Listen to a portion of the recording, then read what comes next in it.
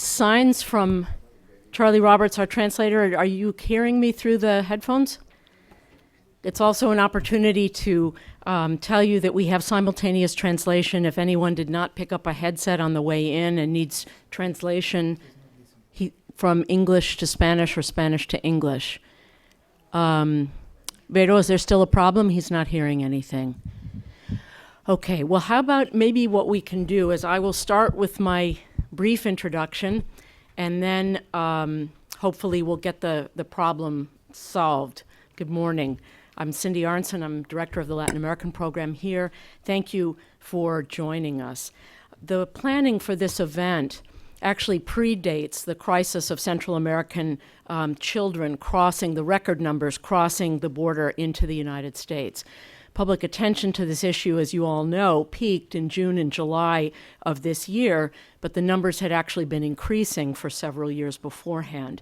This event is part of a series on citizen security in Latin America, sponsored by the Latin American program, which has been calling attention not only to the problem of crime and violence that has given this hemisphere the dubious distinction of being among the most violent in the world, but in addition, we focus on innovative solutions and approaches adopted by local communities, governments, and international donors as they seek to address this problem.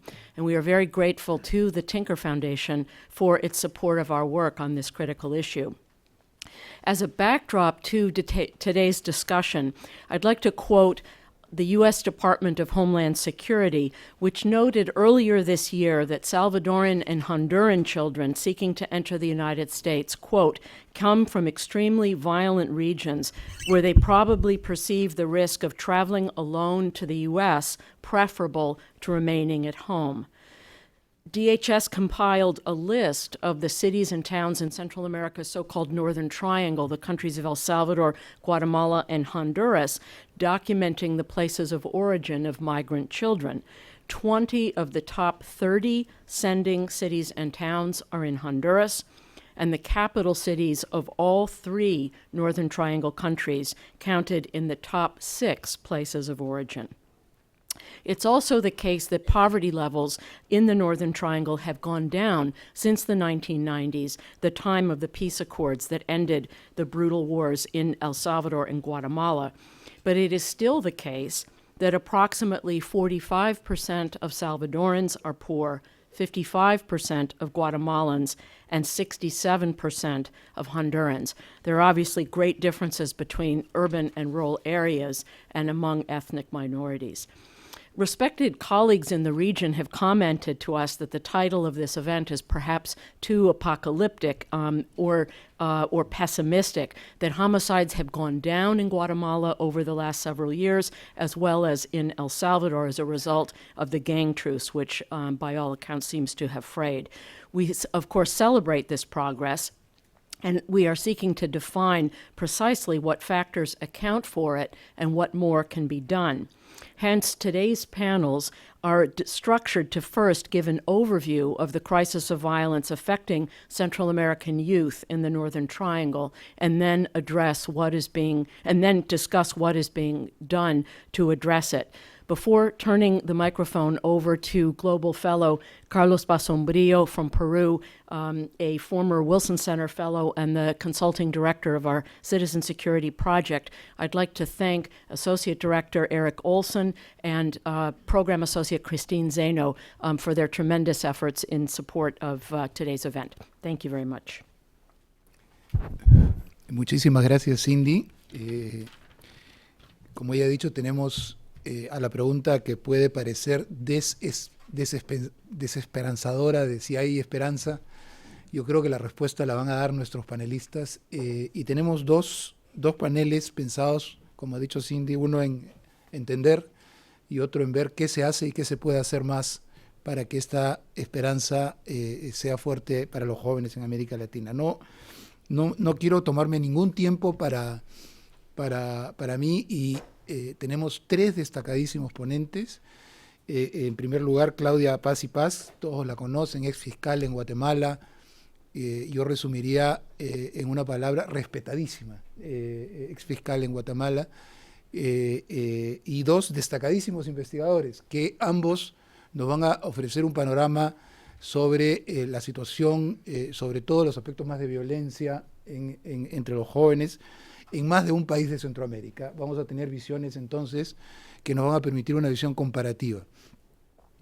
Como siempre el tiempo es tirano, voy a hacer el papel siempre de malo y la idea es que tengamos 20 minutos para cada exposición, a lo más el tope, con lo cual podamos tener un poco de tiempo para conversar luego. Seguimos el orden previsto en el programa, le damos la palabra entonces a Claudia Paz y Paz, nuestra destacada ex fiscal de la República de Guatemala. Muchísimas gracias, muy buenos días a todas y todos. Muchas gracias al Wilson Center por la invitación a participar en esta discusión que a nosotros que venimos de los países del Triángulo Norte nos toca directamente.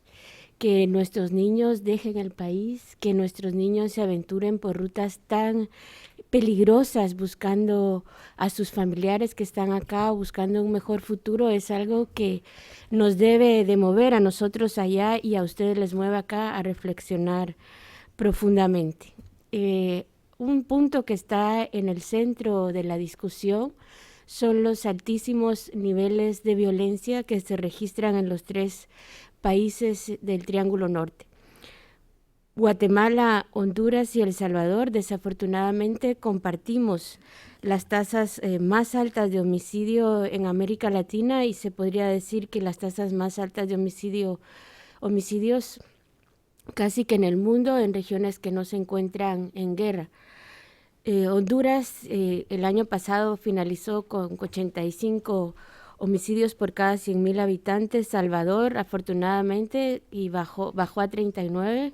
Es un descenso que se ha registrado en los últimos 3 años. Y en Guatemala, según cifras de la Policía Nacional, bajamos a 34 o 33 por cada 100,000 habitantes, por debajo de los 46 que habíamos alcanzado en el año 2009. ¿Y qué causa esta violencia homicida? ¿Qué causa las muertes violentas en nuestros países? Yo creo, dada mi experiencia como funcionaria, que son dos fenómenos los que causan las más altas tasas de violencia. Uno, vinculado en zonas urbanas a las pandillas, a las maras, y el otro en el interior del país, sobre todo en zonas fronterizas donde se encuentran los más altos índices de violencia, frontera con Honduras, Salvador y frontera con México, vinculados sin duda al narcotráfico. ¿Por qué hay muertes violentas asociadas con pandillas? Por control de territorio, por que son muertes de la pandilla rival, por purgas internas, si un joven se quiere salir de la pandilla, si se piensa que hubo una delación, si se piensa que hubo una desobediencia, hay muertes, es decir, que las principales muertes violentas vinculadas con pandillas son de miembros de la pandilla rival o de jóvenes que no quieren ingresar, que quieren salir o que suponen los jefes de la pandilla que han delatado a algún otro de sus miembros, y acciones de sicariato también de ciudadanos que se organizan en contra de las pandillas. En Guatemala tuvimos funcionarios policiales o empresas privadas de seguridad que son contratadas para realizar la mal llamada limpieza social, y un cuarto factor que es el que afecta a muchísimos ciudadanos son muertes vinculadas con extorsiones. Al inicio de una extorsión, la pandilla mata para enseñar o dar el ejemplo de que si no se paga la extorsión, las muertes van a continuar ocurriendo. En las fronteras, como les decía, la violencia está vinculada generalmente con el narcotráfico, también por control de territorio, problemas entre carteles rivales.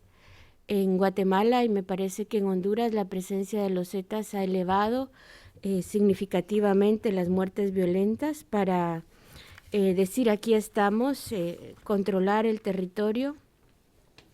También las muertes se deben muchas veces a venganzas porque suponen los carteles que les han tumbado drogas o les han tumbado dinero o efectivamente les han tumbado drogas o dinero, y simplemente porque la presencia estatal en las zonas fronterizas es tan extremadamente débil que ellos los carteles se sienten en la libertad de eliminar físicamente a todo aquel que le puede significar una amenaza.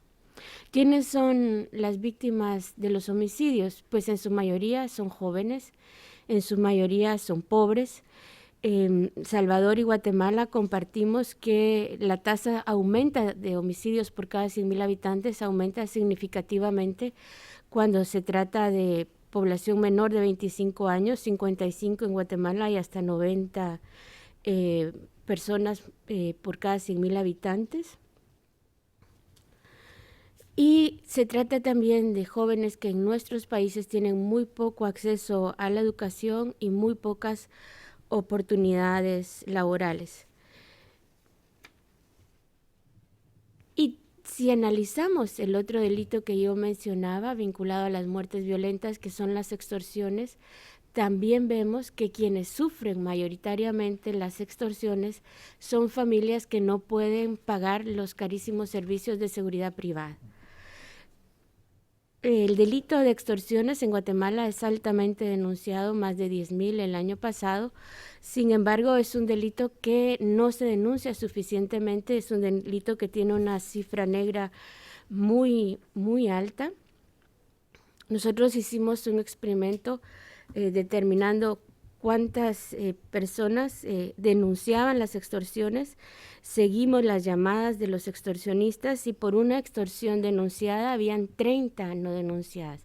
Hay una desconfianza muy fuerte hacia las autoridades, lo que hace que simple y sencillamente las familias paguen la extorsión independientemente de verificar si realmente tienen la capacidad de hacerle daño a los extorsionadores y viven esta terrible situación muchas veces en silencio.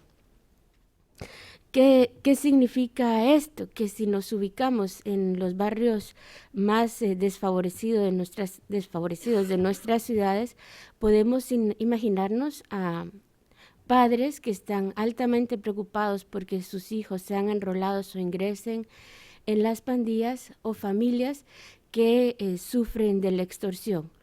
¿Qué significa esto? Que la violencia sin duda es uno de los factores que más empuja a los menores de edad a salir de nuestros países. Si sumamos a esto otro tipo de violencia que no se encuentra vinculada con el crimen organizado, la violencia de género, también, al menos en Guatemala, tenemos cifras altísimas, más de 50,000 casos cada año, y es posible imaginar que si los padres se encuentran en Estados Unidos y los niños aún permanecen en Guatemala, se encuentran en una situación de vulnerabilidad aún mayor de sufrir este tipo de violencia que hace aún más urgente la reunificación familiar.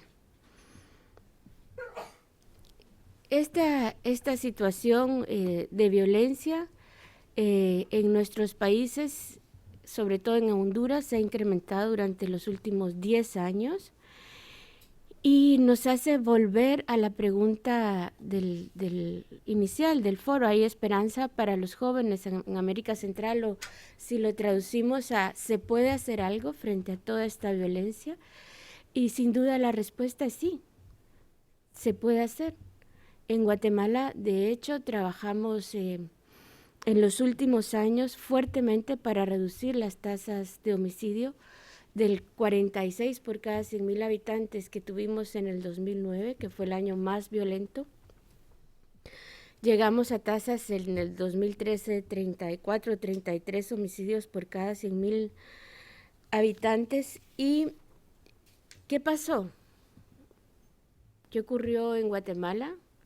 Si teníamos tasas similares con Honduras en 2009 y Honduras llegó al 85, a veces se señala que son 90 homicidios por cada 100,000 habitantes. ¿Qué ocurrió en Guatemala?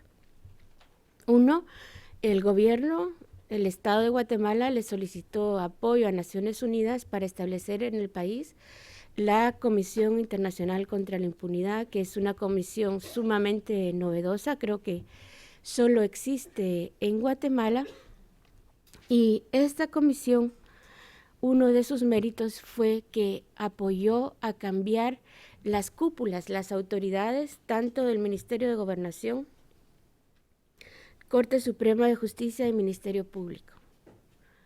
No sé exactamente la situación en los países vecinos del Triángulo Norte, Honduras y El Salvador, pero en Guatemala llegamos a tener 4 ministros de gobernación procesados por actos de ejecución, 1 por ejecuciones extrajudiciales, 2 cúpulas policiales también procesadas.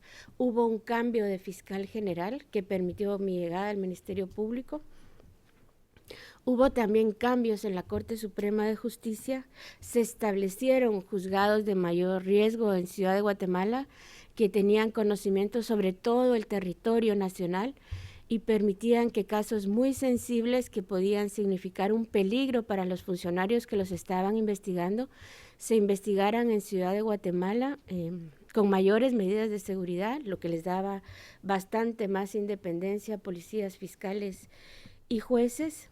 Y a partir de ahí se inició un trabajo muy coordinado con nuevos equipos en la Policía Nacional Civil, equipos reflejo. Había una fiscalía muy fuerte de delitos, hay una fiscalía muy fuerte de delitos contra la vida en Ciudad de Guatemala, y hay un equipo de policías investigadores en delitos contra la vida en la Policía Nacional Civil. Hubo una apuesta mucho mayor hacia la investigación científica, posibilidad de utilizar sistemas de correlación balística, posibilidad de utilizar ADN, posibilidad de utilizar escuchas telefónicas. Hubo una coordinación muy grande con el Departamento de Justicia de Estados Unidos, especialmente en la persecución de los que en Guatemala llamamos los extraditables. En esos 3 años detuvimos a 10 de los más buscados, que significa para nosotros en Guatemala, sobre todo en estas zonas que les digo de frontera, había una sensación de nada se puede hacer contra familias que se dedicaban durante muchos años al narcotráfico, detenerlos, presentarlos ante un juez, fueran juzgados en Guatemala o fueran extraditados para ser juzgados acá, fortalecía sin duda el Estado de Derecho y esa sensación que existía de que estas personas eran intocables.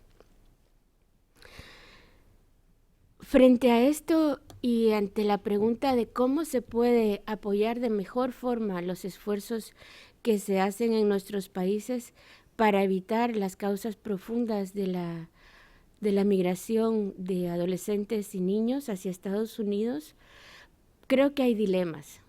Un primer dilema sería innovar o apoyar lo que se está haciendo. Pues de lo que se está haciendo y se está haciendo bien, hay que apoyarlo. En Guatemala estamos ahora ante la disyuntiva de si se prorroga el mandato de CICIG por otros 2 años, vence en septiembre del 2015. Es fundamental apoyar el mandato de CICIG. Muchas, les lo mencioné brevemente, pero hay corrupción de parte de las autoridades en muchas de las causas que permiten el incremento de la violencia, sea por tumbes de drogas, hay policías involucrados. Hay un caso que se acaba de presentar ante las autoridades judiciales en Guatemala, que es el caso Lima, que es una red de extorsiones desde las prisiones donde estaban involucradas altas autoridades de prisiones, el director del sistema penitenciario, y son casos que necesitan de un actor externo que los investigue y que los presente a los tribunales. También hay otra discusión, más equipos con más armas o equipos con mejor equipo, mejor equipados. Sin duda, equipos élite con mejores equipos, con más tecnología, mejor acceso a tecnología. Las herramientas con las que nosotros esclarecimos más casos de delitos contra la vida, que fueron donadas precisamente por Estados Unidos, fue el sistema de correlación balística y las escuchas telefónicas, que nos permitían ver las estructuras criminales, las escuchas desde el interior y hacer investigaciones profundas y casi quirúrgicas, que eran mucho más efectivas que un despliegue armado, que los que iban a ser capturados se enteraban bastante antes que nosotros llegáramos y hacía que fracasaran las operaciones. ¿A quiénes se tienen que apoyar? Y cuando digo a quiénes se tienen que apoyar es tanto con ayuda económica, pero también con acompañamiento político y técnico, pues a los fiscales y a los policías. Creo que una investigación criminal efectiva es muchísimo más eficiente en el combate al crimen organizado, en el combate a las pandillas, que el apoyo a otros cuerpos de seguridad como el ejército. Es una lucha que no es un combate armado, sino es una lucha que se tiene que hacer con las herramientas que nos da la investigación criminal. Un último punto, y creo que es común a los 3 países del Triángulo Norte, es que mientras más educación existe, mientras mayores accesos a educación se dan en nuestros países, menos posibilidades hay de que los jóvenes ingresen en las pandillas o tengan que abandonar el país. Cuando se rompe el vínculo con la escuela es cuando están en una situación de mucha mayor vulnerabilidad para ya sea pasar a formar parte de las 2 maras, la Mara 18, la Mara Salvatrucha, o que sus familias los busquen para que puedan continuar sus estudios acá en los Estados Unidos. En Guatemala se estableció un programa que era el programa de escuelas abiertas, que funcionaba horas de la tarde para dar otras oportunidades a los jóvenes, y sin duda el ingreso de jóvenes a pandillas disminuyó. Termino respondiendo de nuevo a la pregunta si algo se puede hacer. Sí, sin duda hay muchas cosas que se pueden hacer desde nuestros países para evitar la migración hacia Estados Unidos. Gracias. Muchísimas gracias. Le damos la palabra entonces a Anthony Fontes. Thank you, gracias. Va a usar el podio para poder usar el PowerPoint cómodamente. Yo había planeado por 25 minutos porque no quería. Pero sí, pero he cortado bastantes, entonces. Tranquilo, yo de 10. Pero anda, ok, gracias.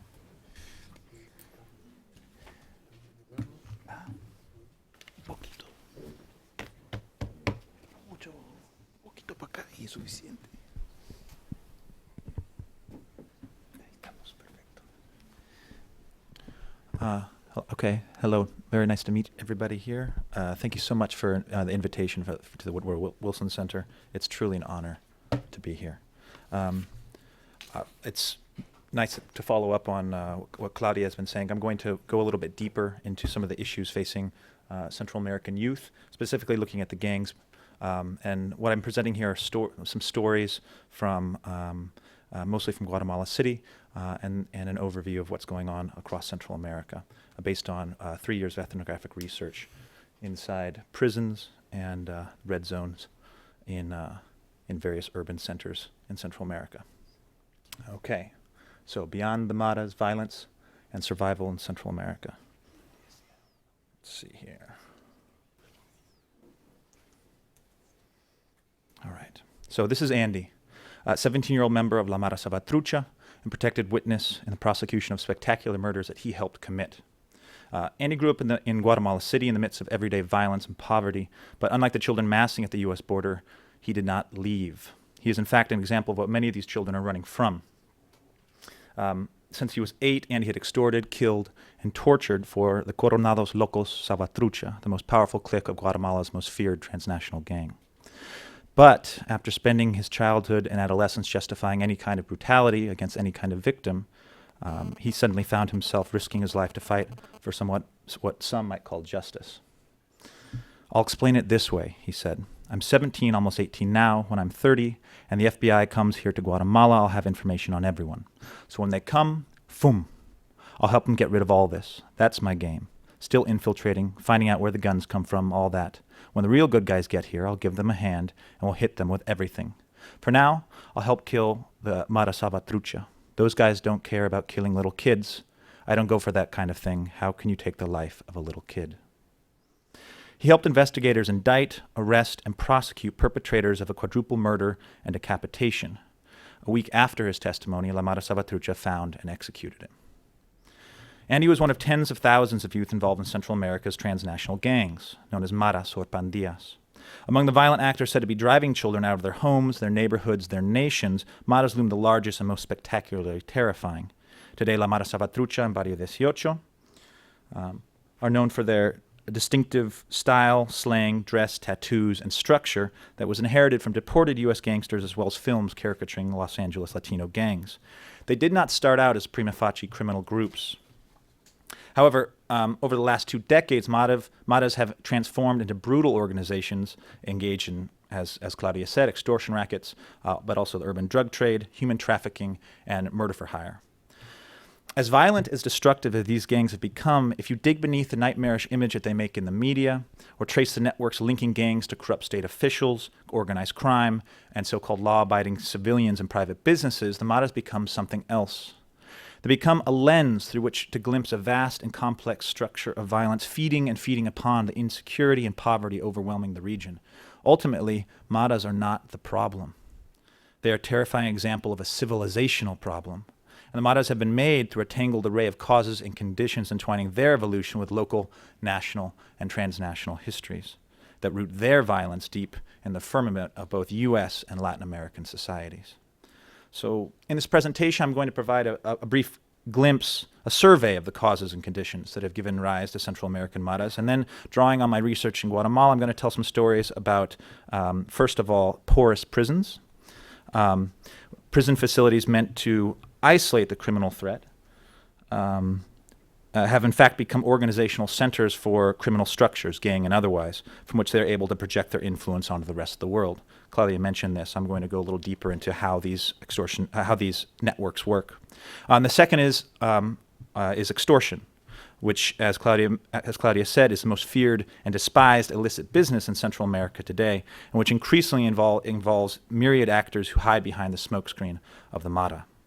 So porous prisons and expanding extortion networks exemplify how criminal rackets crisscross the blurred line dividing the so-called law-abiding world from the underworld upon which it rests, the quandaries facing law enforcement, and what life has become for poor families living in the shadow of constant violence.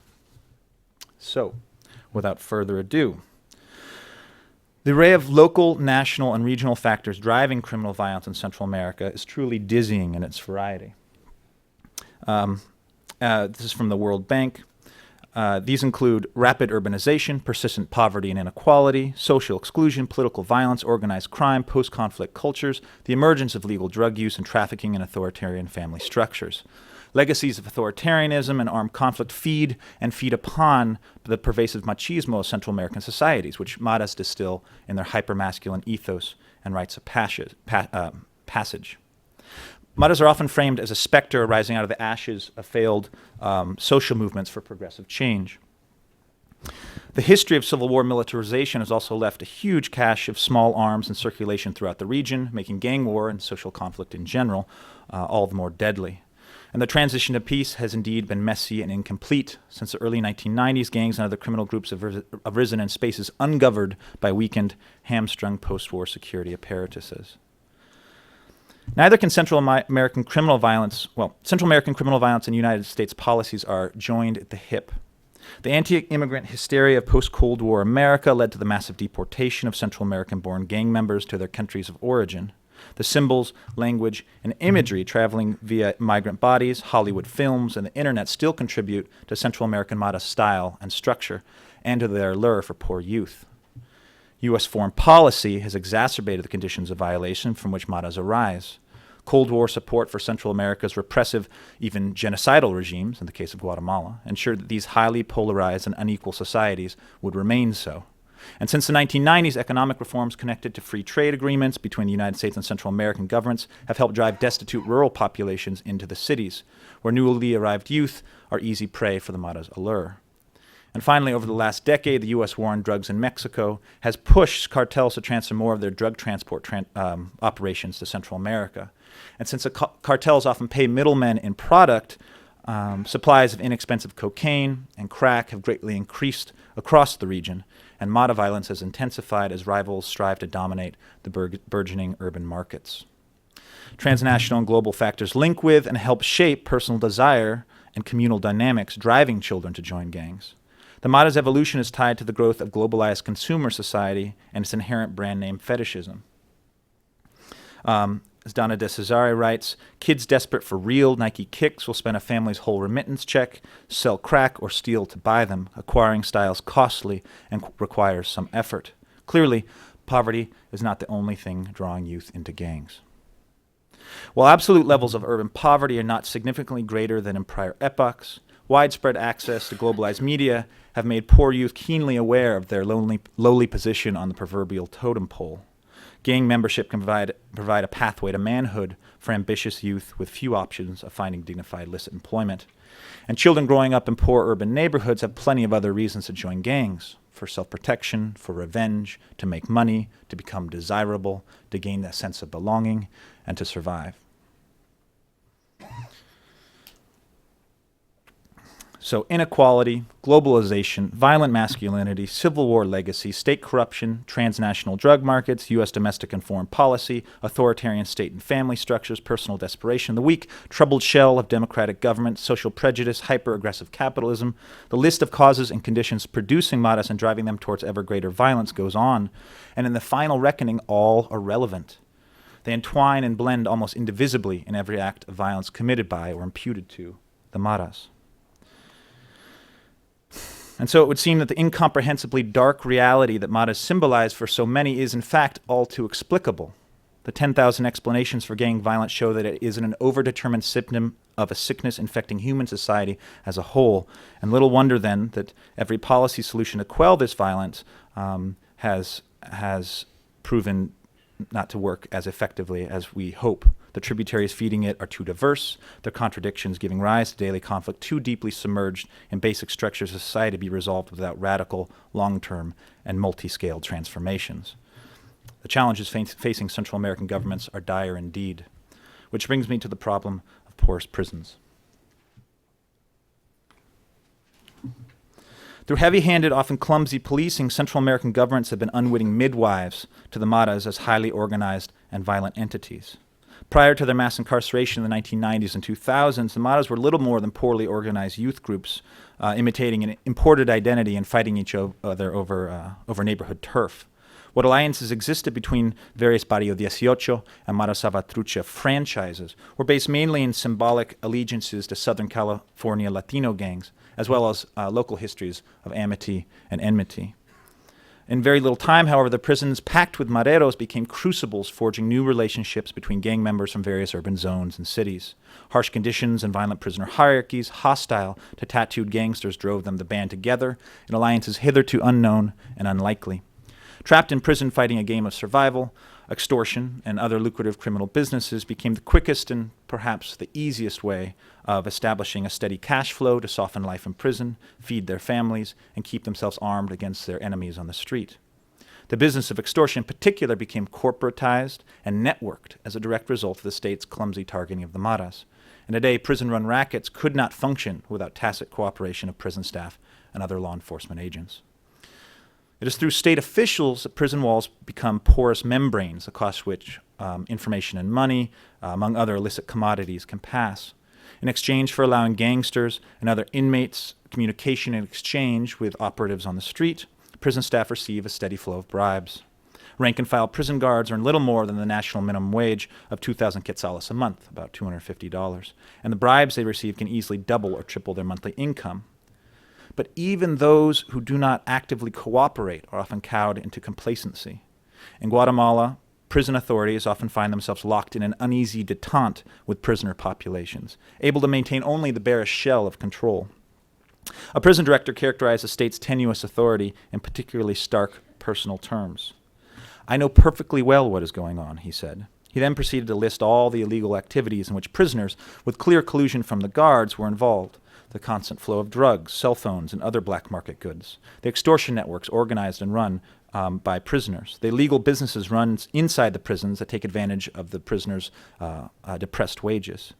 He understood some of this flow as necessary pressure valve. I know how much marijuana gets smuggled in here, but let them smoke their joints. It calms them down, makes the time pass. If I were to seize all the marijuana tomorrow, I would have an immediate riot on my hands. He also made it clear that if he tried to plug up the porous membrane, even his own guards would turn against him. As we spoke, a guard in uniform brought the director a sopa de mariscos. The guard saluted, and as he left the room, the director nodded his head meaningfully toward his back, then down at his soup. Then he fixed me with a stare and muttered, "If I mess too much with my guards, what's to stop them from poisoning my soup?" The one thing that must at all costs be prevented, he said, was an escape. If even one inmate escapes, the director himself could take the blame and would end up incarcerated. Indeed, as Claudia mentioned, 4 out of the last 6 Guatemalan ministers of government have been indicted for fraud and criminal negligence, among other crimes, and several have ended up behind bars. I met one of them in Pavoncito prison, in fact, and he said, I asked him how he got there, and he said, as soon as I got into office, they started sawing the legs off my chair. So caught between the need to maintain the facade of control, the temptations of bribes, and powerful prisoners willing to kill to maintain networks, prison officials' authority is tenuous indeed. As a prison director muttered under his breath at the end of our interview, I don't take money, I don't take payoffs, but I know perfectly well what is going on, and this makes me complicit because I say nothing. But if I said something, what would happen? I'd probably get killed. And the problem of state authority goes far beyond the prisons. June 12th, 2012. Andy sits on a raised platform before a panel of judges and an army of prosecutors. One of the lawyers is, for the record's sake, asking him to define certain key terms he used to describe his gang's activities. The prosecutor asks him, what does la renta mean? La renta, Andy says. La renta is when the gang leader gives an order to go and set up an extortion, ask for bills, ask for money from a tienda. For example, it's a big tienda, you understand. They come with a letter with a number that the dude has to call. When the dude calls, you give the vibe that you're going to care for them, and you'll give them protection, and at the same time, the dude will report with the gang. So they ask for approximately 5,000 quetzales, about $650, for entry, for which they give a maximum term of 10 days for the dude to pay. And then they put it at 400 bills weekly, you understand. With the dude, you speak nicely. And if the dude doesn't want to collaborate with the gang leader will be told, and the gang leader gives the order to go and kill him. This is what extortion and charging la renta means. Maras have indeed developed extortion into a smoothly run business. However, while local gang members and incarcerated leaders dictate how much tax to levy and from whom, it is often their neighbors, relatives, girlfriends, and wives who deliver the written demands or hand over the cell phone with an incarcerated marero waiting on the line to threaten a victim. In certain neighborhoods, children as young as 8 work as watchmen for the gang, taking note of what goes on in the neighborhood, while grandmothers collect la renta on the gang's behalf. The only individuals able to run tiendas or other small businesses are gang members' kin, girlfriends, or other gang associates, known as paros. Everyone else gets taxed or threatened into bankruptcy. In some peri-urban neighborhoods, as much as 1/3 of the homes have been abandoned due to extortion demands that residents would not or could not pay. Little wonder, then, that many urbanites consider extortion to be worse than immediate bodily violence. Extortion leaves one without hope, said an anti-violence expert. Why are you going to work if they're going to take away the little that you earn? Oh, you can't really see that photo, but it's tattooed gangsters in prison. Today, Maras are the spectral face of extortion. The image of the tattooed gang leader residing comfortably at home or even behind bars as his network of extortionists suck the lifeblood out of hardworking citizens has been etched into the public consciousness. Mass media has played a key role in forming and feeding this image. Virtually any day of the week, one can pick up a newspaper or turn on a TV to a flood of images and stories of gruesome murders, massacres, and mutilations. This murky death porn has become standard fare for Central American audiences and an important vector for enhancing extortion's profitability. Exceptional violence, dismemberment, rape, etc., has proven an incredibly efficient business practice. The more spectacular the brutality imputed to the Maras, the wider it circulates in the community and in the press, the further the Maras' message of intimidation travels, and the more willing their so-called clients will be to make timely extortion payments. However, the quickness with which the media and public root each new murder in gangs and extortion debts belies the uncertainty swirling about urban crime and insecurity. When I asked Villanueva's chief prosecutor what part of the daily crime in her district could be verifiably connected to gangs, she replied, "It has become impossible to know because it is always changing. Neither can we differentiate between maras, narco-traffickers, and other organized criminal groups." Less than 10% of violent crimes today are ever successfully prosecuted, leaving the vast majority of violent acts subject to a regime of rumor. And this state of affairs is rife with opportunity for those willing and able to perform the role carved out by the maderos in public perception. So, anyone clever, desperate, or ruthless enough to emulate the gang approach can reap the profits. Former members of the military have been caught pretending to be maderos, making extortion threats. And rackets targeting public transportation, rival bus companies are thought to be responsible for up to 40% of the associated murders. Such violent competition has made driving a Guatemala City bus arguably the most dangerous job in the world, with more than 500 bus drivers gunned down between 2007 and 2011. Disgruntled employees and even estranged family members have carried out extortion rackets against their employer or other family. And finally, there's an increasing problem of what I call cold call extortion. Men posing as maderos riffling randomly through telephone directories and calling in anonymous threats to perfect strangers. Cold call extortion schemes are mostly sporadic, once-off affairs. A threat is made, the money collected, and that's that. They don't depend on the kind of geographical or territorial control that the maras have in their neighborhoods. And rarely do they pose any real threat, but this is precisely the point. The ready supply, cold call extortion merely requires victims made docile by fear. And the ready supply of such victims has made extortion profitable for a wide array of actors able to convincingly personify the maderos. So, by taking, another example of how this works out, by taking advantage of the lack of oversight on financial institutions and the ease with which money can be electronically moved across borders, extortionists have gained regional reach. The Transnational Anti-Gang Unit, which is an FBI-trained and funded initiative, has traced extortion demands made from southern Mexico and El Salvador to Guatemala City, and inmates in Guatemala prisons have extorted businesses and families in El Salvador and Honduras. So when demand for la renta can arrive from any quarter, business rivals, police, one's own family or employees, or random strangers based hundreds of miles away, the climate of uncertainty, fear, and an impotent rage becomes inescapable. And for urban citizens without recourse to elaborate and expensive private security, the threat of extortion is like a sword of Damocles hanging constantly over their heads. I met Jorge Mejia, who's a taxi driver, in September 2011. As he ferried me across the bridge connecting Guatemala City to Villanueva, 3 years before, he had a job driving a bus, making a decent living, enough to own a small home in a gated community to send his kids to school. Then the violence against bus drivers started ramping up, violence that seems to be connected to bus drivers. Too many compañeros killed, he said, and he left. So he went to work as a guard for a private security company. He was attacked, broke his shoulder while he was working, and he spent all his savings on medical bills. Then he started working as a taxi driver. This does not pay well, and he eventually had to give up the home in which he had already invested his life savings. Now he and his wife are struggling to keep their children in school. "I don't think I will be able to pay for the next semester," he said. "My wife is going to start a little atol stand to make some money, but..." And then, a year before, extortionists executed his mother. Why, it's not clear, but most likely she refused to pay la renta for her little fruit stand outside of Villanueva school. It might have been gangs, he said, over the garbled radio voices and the rush of traffic, but I think the police were also involved. I saw my mother on the pavement under the plastic tarp they put over her, and I wanted to take revenge, but I know this is not my work. Mano dura, mano floja, we get the same thing. It is up to God and God alone. He leaned over and pulled out a newspaper clipping of his mother's murder from the glove compartment, and he said, "Here, take it for your book." All right. So given the overwhelming array of factors driving contemporary criminal violence in Guatemala and across the Northern Triangle of Central America, it's tempting, as the U.S. and Central American governments and media have done for so long, to keep a narrow focus on the maras. But I've only been able to give a brief survey of the ways in which maras are hooked into and help to obscure a vast structure of violence. And close attention to these connections and the array of causes and conditions driving urban violence is necessary for any long-term solutions, because ultimately what makes the maras so terrifying is that they have become a kind of solution to the problems of everyday violence and desperation for children growing up in their midst.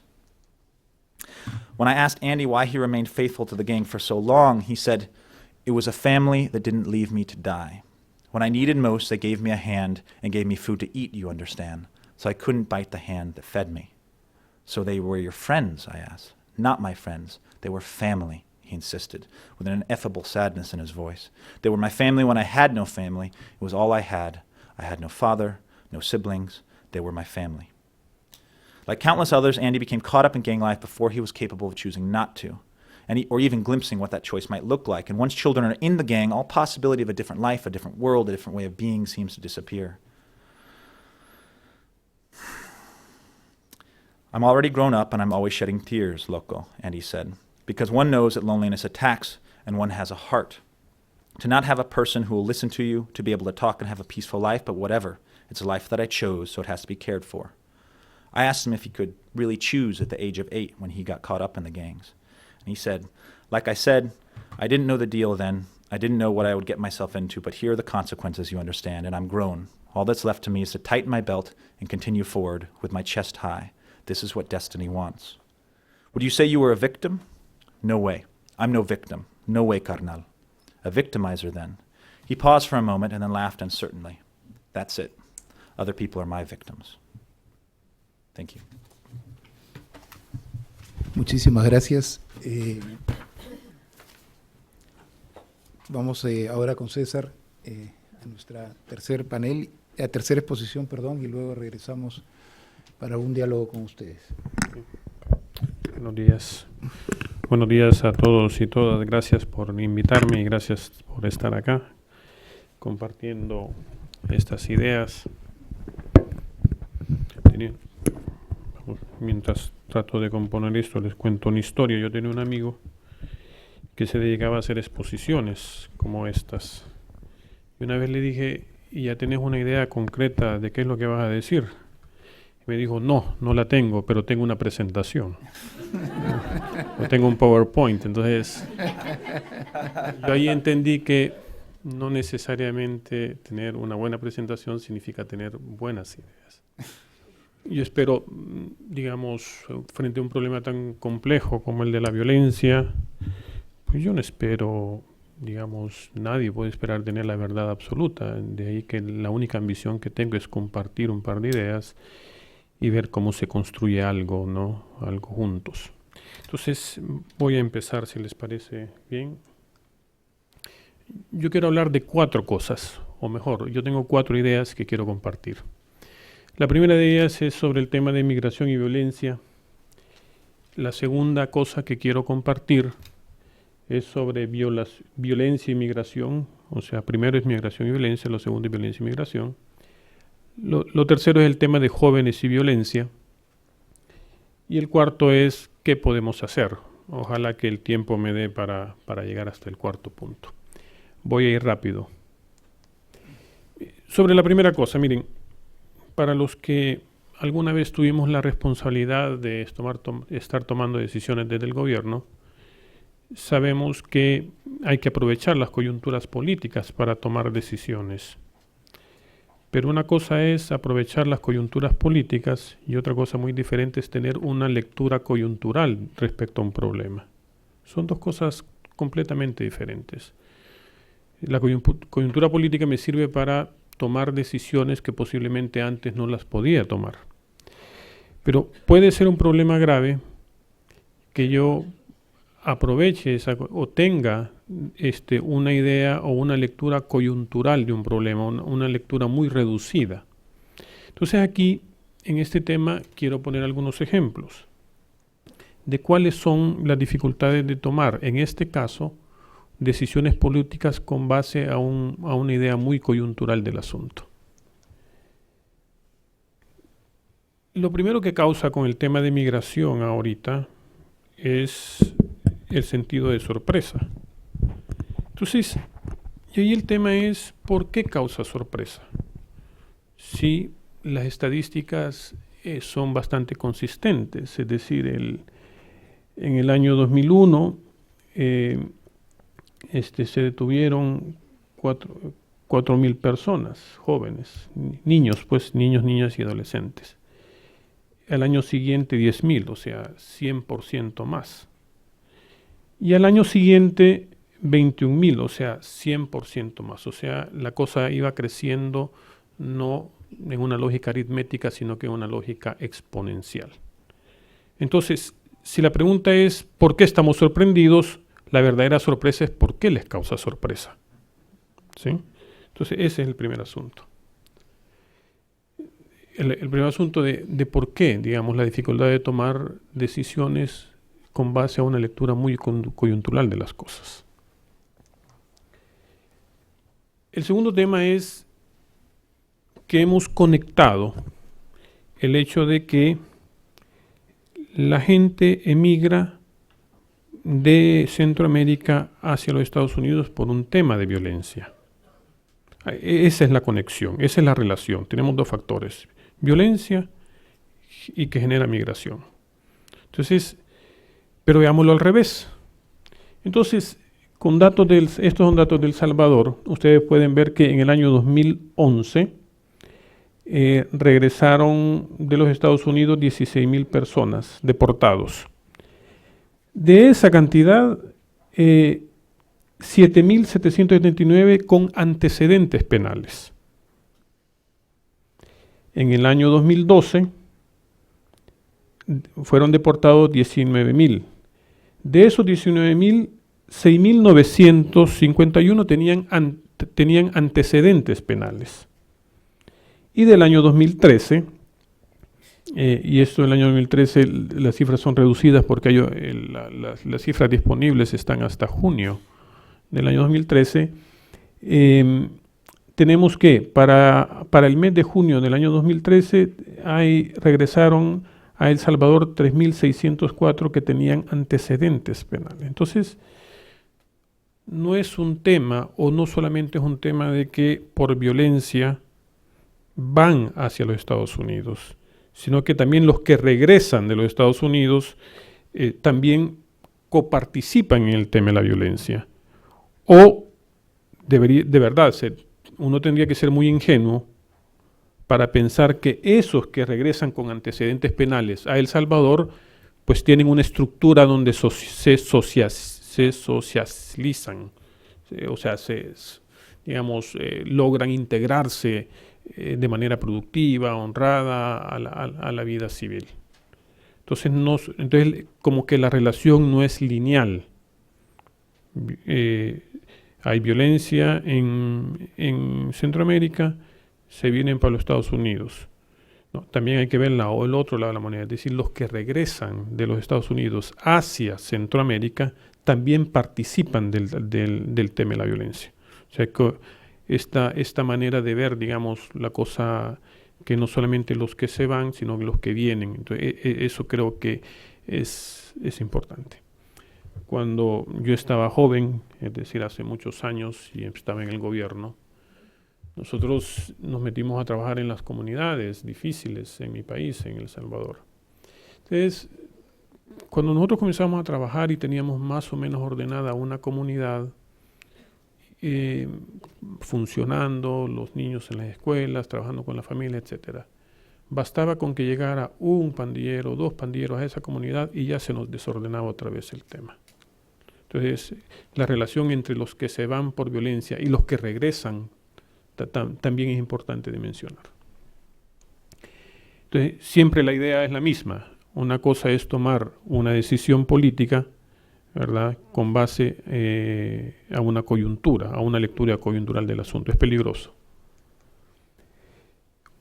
Para redondear este tema y pasar al siguiente, nos causa mucha sorpresa el drama humano de los niños, niñas y adolescentes que emigran solos. Pero eso es solo una parte del problema, porque hay otros que también hay otros que emigran, y ese, digamos, también por violencia. Y aquí pueden ver ustedes cómo se ha elevado el tema de aquellos que, estos son datos de Honduras. En la presentación, o cuando yo termine de hacer el paper, pues voy a ser más cuidadoso con las referencias y todo eso. Pero ustedes pueden ver entonces que por migración interna en Honduras por años, cómo se ha ido moviendo. En el año 2001 tuvieron que moverse por temas de violencia 40.000 personas. Entonces no solamente es un tema de gente que por motivos de violencia se mueve hacia los Estados Unidos, sino que también internamente tenemos. Entonces, estamos pues frente a una coyuntura posiblemente más compleja, ¿no? Y entonces, para redondear, la primera cosa es los que alguna vez tuvimos la oportunidad de estar tomando decisiones políticas, pues ahí es peligroso, digamos, peligroso o poco efectivo, aunque posiblemente con mucha aceptación mediática, el estar tomando decisiones en una coyuntura sin tener, digamos, una lectura más comprensiva, más integral del asunto. Entonces, voy a cerrar esta idea. Mi mensaje es: aprovechemos la coyuntura política para tomar decisiones políticas, porque es la única manera de hacer las cosas en el entendido básico que tengo una visión integral del asunto y no una visión parcial del mismo. Paso a la segunda idea. Bueno, el desplazamiento interno, siempre por violencia y niveles de pobreza. Ahí quizás siempre datos de Honduras. Ahí el asunto relevante, el asunto relevante es el siguiente. Pueden ustedes notar que en la línea azul, la línea azul refleja el tema de quienes son más o menos pobres. No es acercarme, es alejarme. Okay. Ese es el tema de las coyunturas, miren, se fijan, ¿no? Si uno no comunica bien, entonces, Entonces, ahí tenemos el siguiente asunto. Es decir, ustedes pueden ver que ¿quiénes son los que se mueven por violencia y se relaciona también el tema de pobreza? Aquellos que sufren de pobreza extrema, la línea azul, son aquellos que del año 2010 son los que más han emigrado, son los que más se han movido. Entonces ahí tenemos una relación entre violencia y niveles de pobreza. Paso a la segunda idea rápidamente. Es decir, yo decía antes que está instalada la relación violencia y migración. O sea, y cualquier cosa que diga lo contrario, pues a uno como que comienzan a verlo mal, ¿verdad? El punto es que ahora mismo a mí no me parece tan clara esa relación. Y quisiera aportarles algunos datos de investigaciones. Como ustedes saben, o si ustedes no lo saben, yo trabajo en el Banco Interamericano de Desarrollo y tanto como es posible siempre procuramos tener pues, datos a la mano. El punto aquí es que nosotros siempre hemos pensado que es la problemática y exclusión social, ¿no?, la que genera, la que se expresa de muy diferentes maneras. La problemática y la exclusión social se expresa a través de la pobreza, deserción escolar en los niños, drogas, pandillas, migración y violencia. Este es el esquema más o menos clásico con el cual hemos estado trabajando. No es que, al menos no hay una relación de causalidad de que primero es pobreza, después violencia e inmediatamente después migración. O sea, no es tan lineal, al menos no lo veo yo así. Entonces, para los que dicen que es un tema de que la gente ha emigrado o que hay una emergencia ahora por tema de violencia, veamos lo que nos dicen los datos. Esta es percepción. La pregunta era cómo está la violencia. Entonces, en el año 2012, ahí posiblemente ustedes no lo pueden ver bien, ese gráfico, yo no sé si ustedes lo miran bien, yo no lo miro bien. En gráfico, el 2012 creo que era azul y el 2014 creo que era rojo. El punto es que cuando le pregunten si la violencia sigue igual o ha aumentado, entonces la gente contesta que en el 2012 los que decían que ha aumentado eran 48% y en el 2014 decían que es 37%.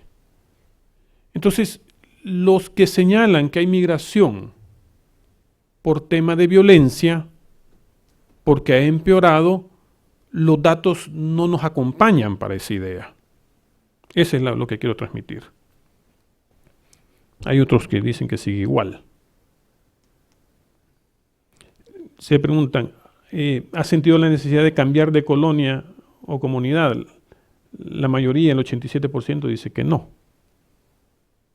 Por temas de violencia, obviamente. Bueno, este creo que es igual al anterior, se repitió. ¿Qué tan seguro se siente en su colonia, en su comunidad? O sea, entre el 13 y el 13%, algo 13% muy, bueno, ahora muy inseguro, y el algo inseguro el 27%. Es decir, a lo que quiero llegar para pasar rápido es que esta vinculación no me parece tan clara, o por lo menos no, necesitamos más datos. Ok, voy a pasar esto rápido, porque ya el tiempo eso. A mí me parece de que lo que nosotros tenemos ahora es que hay un tema de problemática y exclusión social grave, que se expresa para el tema migratorio en pobreza, y hay un fuerte vínculo un fuerte factor de reunificación familiar, y que de ahí posiblemente hay un evento violento desencadenante, ¿no? Es ahí donde, ¿no?, más que una circunstancia generalizada, hay un evento específico que puede estar vinculado al tema de violencia, ¿verdad? Por ahí creo que puede haber una relación. Quiero pasar rápidamente a la tercera idea. Miren, el tema de las pandillas. O sea, el tema de las pandillas es gravísimo, pero yo creo que más complicado que el tema de las pandillas es el más complicado aún. El tema de las pandillas es infinitamente más complejo el tema del crecimiento de su base social. O sea, cada vez más crece la valoración positiva de la gente respecto a las pandillas. Veamos los datos. Le preguntan en el 2012 si el tema de las pandillas tiene solución. La gente dice 57.1, 56.1, esto pues prácticamente igual. Que las maras tienen el apoyo de familiares y amigos, esto me parece obvio, pero va creciendo. A un cierto punto se le cuestiona a la gente, mire, ¿y las pandillas ayudan en algo? ¿Sirven para algo bueno? Y entonces, en el 2012 contestaban que sí ayudan o sí sirven a algo bueno el 4.6, y en el 2014 el 9.3, ¿no? Entonces, ahí tenemos un tema, o sea, cada vez más es el tema de la gente que cree que las pandillas ofrecen una alternativa, va creciendo. Un tema complejísimo de su crecimiento de la base social, más que de las pandillas como tal. En un capítulo que yo tuve la oportunidad de escribir para el Woodrow Wilson Center, apoyando, se describe un poquito este fenómeno y ahora lo podemos comparar. En ese momento no teníamos datos de evolución, ahora sí los tenemos datos. ¿Qué podemos hacer? Mire, aquí yo quiero defender una tesis y ojalá pues algunos de ustedes no la piensen igual que yo y podemos discutirla. Para mí es clave, es ineludible, inexorable, es irrenunciable tener control del territorio.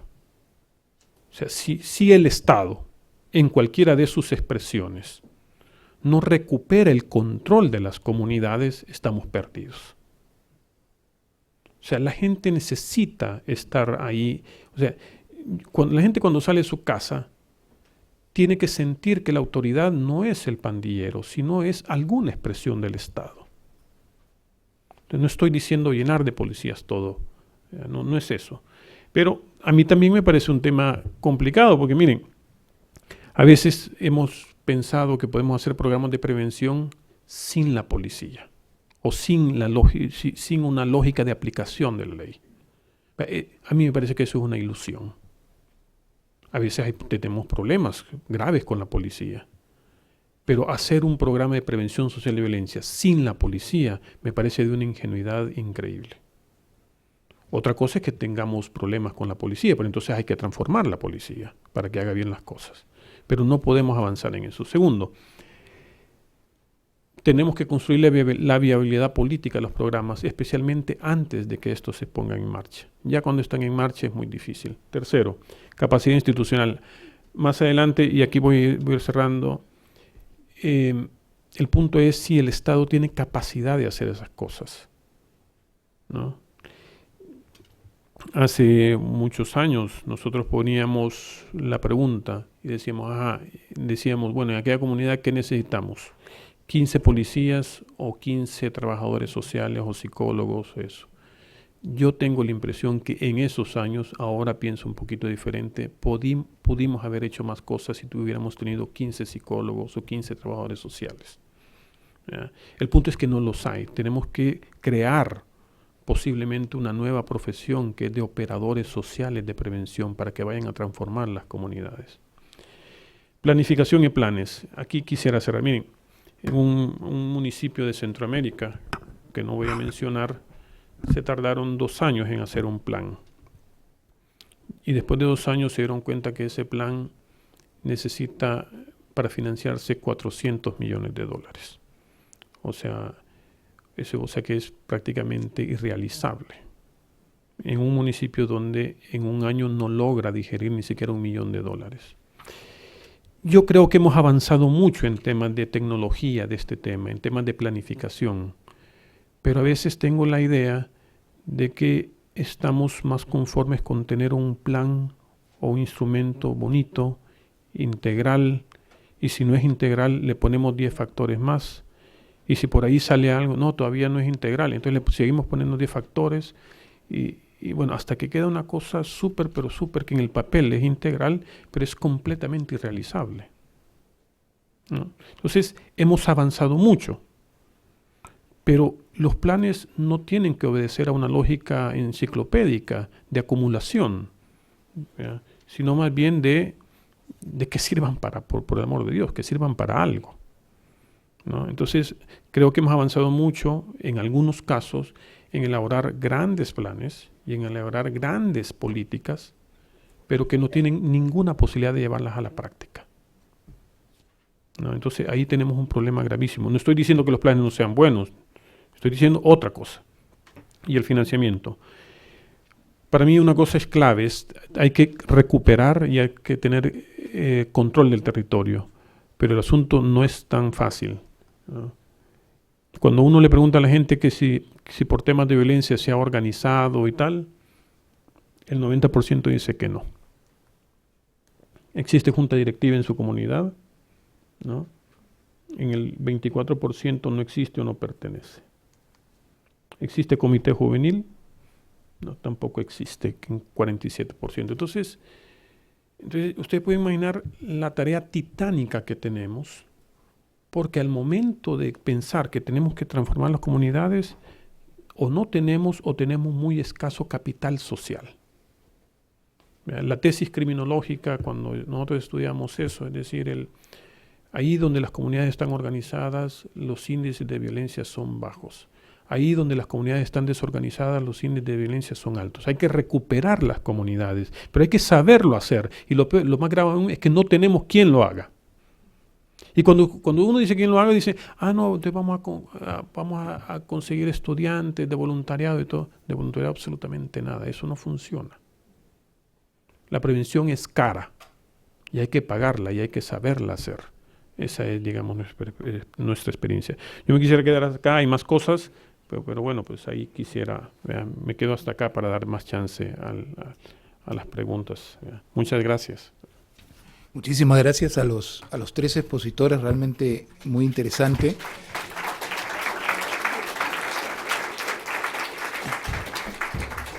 Tenemos un tiempito para comentarios, preguntas, y para que ellos luego puedan escoger alguno de ellos para hacer un comentario final. Les pediría que 2 cosas se identifiquen antes de hacerlo para beneficio de sus demás colegas y que sean breves para que haya la mayor cantidad de intervenciones posibles. Ojalá que las haya. Adelante. ¿Quién se anima a romper el hielo? Sí, después la señora ahí, que tenemos 2. Mis colegas van a ir tomando las decisiones de administrar el micrófono. I'm Maureen Taft Morales with the Congressional Research Service. Mr. Rivera, you mentioned at the end that they don't have the social capital to address a lot of these problems. Wonder if you or anybody else would want to address the role of the business class, the business sector in these countries, and their opposition to tax collection and to helping to come up with funds to help pay for these programs, and what, if anything, U.S. or international actors can do to put pressure on those groups. Vamos a tomar todos los comentarios y preguntas y al final ustedes no van a poder contestar ni comentar todo, pero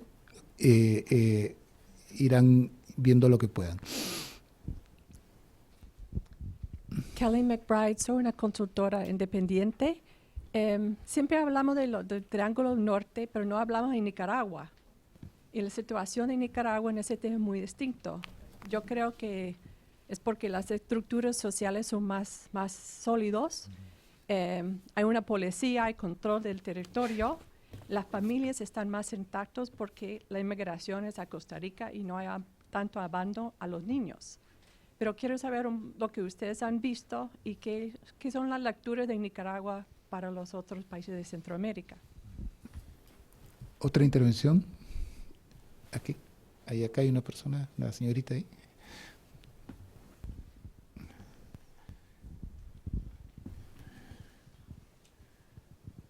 Muy buenos días, mi nombre es Lourdes Bautista, yo estoy como interna en el Heritage Foundation en el área de Latinoamérica y mi pregunta va para Claudia Paz, porque usted discutió el rol que tiene la educación para mejorar toda el problema de la migración, que es que invertir en educación es fundamental para el desarrollo de nuestros países. Yo soy originalmente de Honduras. Y para mí la educación ha sido clave para llegar donde he estado. Entonces, mi pregunta es si tiene alguna estrategia sólida, como tienen algún programa para promocionar becas, para promover la educación. Acá Cindy, nuestra jefa. Muchísimas gracias a Catherine Moffett, que trabaja en el programa latinoamericano, que nos ayuda en todo. También, ¿dónde está Verónica? Ahí está Verónica, también del programa nuestro. Mil gracias por todo. Quisiera, contestando un poco a la pregunta que hizo Kelly McBride, hicimos un foro en el pasado sobre por qué Nicaragua, Costa Rica, Chile y Uruguay son tan distintos en esta materia. Estos informes y los papers están en el sitio de web. No descarto que los panelistas pueden contestar, pero hicimos exactamente estas preguntas para saber y comparar estos casos con lo demás. Para el panel, Claudia, yo creo que hay una muestra gigantesca de liderazgo cuando usted estuvo pues como fiscal de Guatemala. Se mostró la importancia de los esfuerzos y el liderazgo estatal en este asunto. Y quisiera preguntar por todo lo importante de la actuación social, del empeño de las comunidades desde abajo. Quisiera preguntar si en El Salvador y en Honduras y también ahora en Guatemala, si hay pues el liderazgo y la voluntad política de las élites, tanto en el gobierno como en la sociedad civil, para hacer los cambios necesarios. ¿Alguna pregunta, comentario más? Sí. Lynn Hammergren, consultora independiente. Tal vez haciendo seguimiento a lo que acaban de decir, me parece que una parte de la solución tiene que ser con mejorar y también aumentar el número de policías. No es para mano dura, pero es que por lo menos Guatemala y Honduras tienen un ratio de policía por habitante como a la mitad de lo que debería ser. Ahora, y los policías que tienen están mal pagos, dicen que solamente una décima parte pueden aprobarse en los chequeos de credibilidad. Esto tal vez es una muestra de falta de voluntad. Si las pandillas se aprecian por poner orden, entre otras cosas, entonces hay que reemplazarlo con la policía, pero una policía buena. ¿Alguna última? ¿Alguien más? ¿Sí? Hola, buenos días. Mi nombre es Ariadne y me gustaría preguntarle si en sus países existe algún tipo de programa donde se le provee a la familia con asistencia monetaria para que se mantengan a sus hijos en la escuela. Como he escuchado, en Brasil, en México, tienen ese tipo de programas donde, o sea, muchas veces son familias bien pobres que no pueden tener, no pueden ayudar a que sus hijos se mantengan en la escuela. Entonces me gustaría saber si existe eso en sus países respectivos. Gracias. Lo dejamos ahí entonces, con cargo a que no impedir que contesten, pero el segundo panel va a estar más dedicado a las alternativas que ya existen en el caso de Centroamérica. Les pediría un esfuerzo de concisión y tomar 3 minutos cada uno para comentar algunos de los temas. Empezaríamos en el orden inverso para variar y para variar. Okay. Para variar, sí. Damos lo mismo, ¿no? Sí, en tu caso no. Ok, bueno, quizás comienzo por lo último. Mire, el tema de asistencia monetaria para la escuela. Están de los programas de ayudas condicionadas, ¿no? Que llevan a las madres que obligan, o la condición es que las madres lo lleven a los servicios de salud y a los servicios de la escuela. Entonces, sí los hay, posiblemente no en la calidad o en la cobertura que se necesita. Yo sí creo, para contestar, que se necesitan más policías. En Nicaragua hay 170 por 100.000 habitantes. Son 180 por 100.000 habitantes. Honduras hay 170. O sea, Honduras hay menos menos policías. O sea, hay un problema de calidad, pero hay un problema de número. O sea, infinitamente un problema de número, pero una cosa gravísima. Tanto así que el banco, nosotros estamos apoyando para graduar en los próximos años 4.000 nuevos policías con un nuevo currículum, o sea, transformar la formación policial, estamos metiéndole a eso. Entonces, pero hay un tema de manpower, o sea, de gente. Quisiera volver al tema monetario. Miren, el tema de las pandillas, y ojalá no genere mucha polémica este tema, pero cualquier programa de prevención para el tema de las pandillas tiene que pensar o meterse el problema del financiamiento. O sea, para el tema de las pandillas, su financiamiento es un asunto grave. O sea, ahora ya no estamos con pandilleros de 15, 16 años, estamos con pandilleros de 30 y 40 que tienen familias que mantener. O sea, si no pensamos de qué manera vamos a resolver el tema del financiamiento, es un tema completamente grave. Y lo último, sí, ausencia de capital social. O sea, cuando nuestros estados decidieron hacerlo más pequeño, lo hicieron por muy buenas razones. Y ahora cuando necesitamos hacerlo un poco más grande, no más gordo, más grande, también tenemos muy buenas razones. O sea, necesitamos gente que vaya a trabajar a las comunidades y no los hay. Y con todas las perversiones del caso, es decir, a veces van a la gente a las comunidades y van los operadores solamente cuando hay época de campaña, pero porque les sirve eso. Necesitamos de verdad, si algún momento en nuestros países puede tener una prevalencia el social worker, como lo tiene aquí en los Estados Unidos, ese puede ser un muy buen ejemplo. O sea, pero necesitamos número. Es un problema de calidad y es un problema de número. Cuenten el número de comunidades que hay en El Salvador que necesitan de alto riesgo. Son 1,000. Y no le voy a poner uno por comunidad, porque no hace nada. Necesitamos, digamos, en el buen sentido de la palabra, un ejército de trabajadores sociales. Un número que sepan hacer, que sepan de ingeniería social.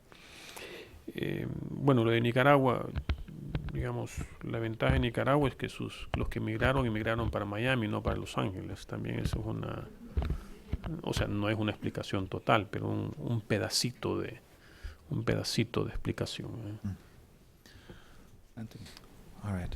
So I'm going to address some of the issues around business owners and the business community and its relationship with some of the solutions for maras, and then try to touch upon some of the issues of police as well. Well, first of all, if we look at the business community, I spoke with Raúl Mijango, who helped do the tregua between the pandillas in El Salvador early on in the process, right after it all had come down a couple of years ago. And one of the things he was doing was trying to get business involvement and trying if we look at extortion, which is the main business of the gangs, as a job, as a means, sort of as private security's illegal doppelganger in a certain sense. They're doing the same function. At least they were at the beginning. It's become much more nasty in the last couple of years. But this issue of trying to get business involved and trying to get them to give jobs to the same guys who are running extortion networks and giving them an alternative. You immediately run into all sorts of issues of social exclusion, of social prejudice, that exists throughout the region. So anytime you're going to offer jobs to a tattooed marero, you're going to have a huge chorus of voices saying, why are you giving that guy a job? There's all these kids who haven't gone into any sort of trouble, who aren't, why reward them for the violence that they've done, right? It's setting up all the wrong incentives. So that's one of the issues. The business community has, especially, since in regards to issues of extortion, I think it is a key actor in this, but there's so much more to overcome than just a matter of sort of reaching out and giving jobs. And then expanding on it a little bit, the issue of, if you look at all the people's, all the groups that sort of benefit from extortion, that all the different, the way the networks work together is actually somebody, I was speaking with Arturo Aguilar, who worked with Claudia, and I asked him what the biggest issue in trying to deal with issues of extortion and taking down extortion rings. And he surprised me by saying that it isn't even so much going after the maras, it's the fact that it's impossible to get any sort of financial oversight over the banks. Well, why is that? Because the banks are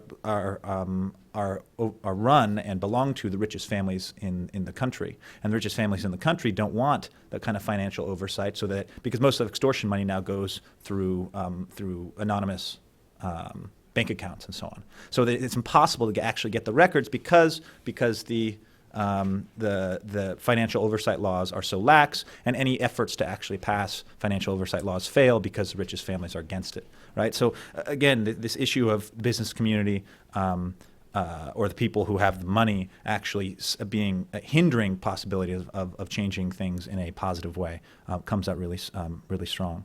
And then issue of police. I worked some with the model precincts in Guatemala, actually funded by Department of State money. And these are, absolutely, it's going to need, any solution is going to need better and more police. That's in some ways an unfortunate certainty.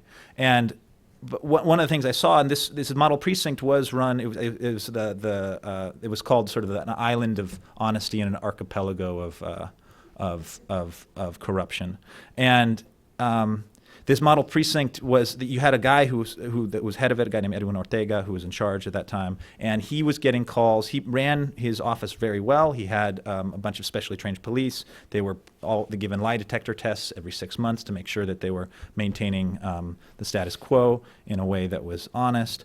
But he was getting calls. I was sitting with him. He was getting calls from outside his from people outside his district.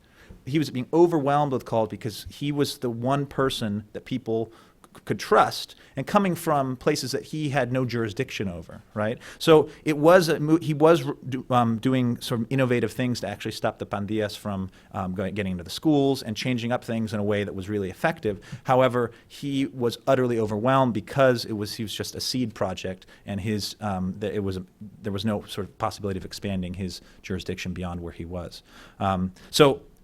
These little glimpses, these rays of hope that are there, but the actual transformations that would happen on a larger scale are still sort of outside of reach at this point in time, I would say.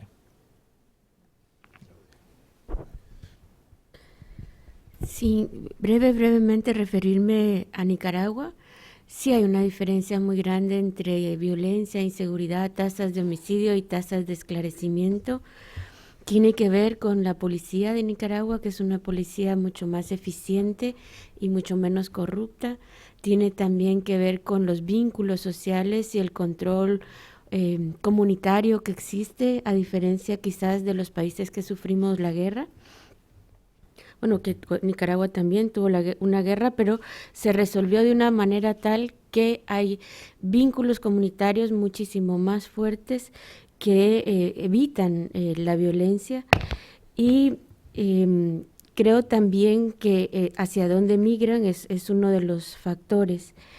Siguiendo con el tema de educación, es un tema clave. Hubo programas, tanto el programa que les mencionaba de escuelas abiertas como el de transferencias condicionadas, pero no suficientes. Tendría que haber muchísimo, muchísimo más. Y esto, al igual que el tema de la policía, tiene que ver con un tema de impuestos. Nosotros tenemos muchísimos más personas en empresas privadas de seguridad que no tienen control, que no tienen la capacidad, son ciudadanos que reciben un arma y que tienen una labor de brindar cierta seguridad, pero que no están adecuadamente preparados. Un reciente homicidio nos llama la atención sobre esto y son la mayoría de personas que pueden hacerlo, pagan empresas privadas de seguridad en lugar de pagar los impuestos necesarios para tener o más escuelas o más policías. Quiero volver también al tema de las cárceles, porque quizás es uno de los temas que menos se ha trabajado en los últimos años y que genera muchísima desesperanza si aquellas personas que son llevadas a prisión y condenadas por cometer extorsiones, narcotráfico, asesinatos, continúan delinquiendo desde la prisión, y esa posibilidad de que sigan delinquiendo desde la prisión tiene que ver sin duda con temas de corrupción, con temas de pago a los guardias de presidio. Son los que reciben menores pagos de todos los funcionarios públicos, es decir, casi que los presos, los privados de libertad, son los que terminan pagándole los sueldos, ya sea con comida, con cohechos. Y sí, hay un tema. Guatemala es el país que paga menos impuestos en América Latina. Y eso es porque las élites no los quieren pagar y son urgentes para temas de seguridad, para temas de educación, para temas de salud. Y es algo que tenemos que cambiar, y cada vez que se intenta cambiar, que se intenta hacer una reforma fiscal en el país, o se hace muy tímidamente como la última, o son esfuerzos que se vienen abajo. Dos temas tendrían que reflexionar las élites en Guatemala. Uno es, por supuesto, pagar más impuestos, bueno, no sé en Salvador y Honduras. Y el otro es, sus acciones se dirigen a fortalecer el Estado o a debilitar el Estado. ¿Cuántas de sus propuestas o qué tipo de Estado quieren? Si es que necesitan seguridad por un tema de mayor y mejor inversión. Muchísimas gracias.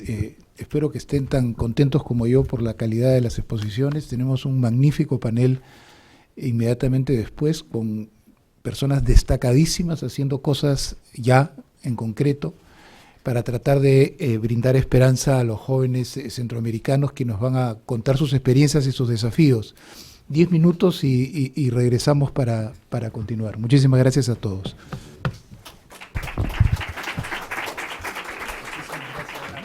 Gracias, Carlos. Mucho gusto. Vamos a almorzar todos juntos y luego tenemos una sesión donde vamos a discutir con un grupo muy chico, intercambiando una cosa más libre, más ¿ya?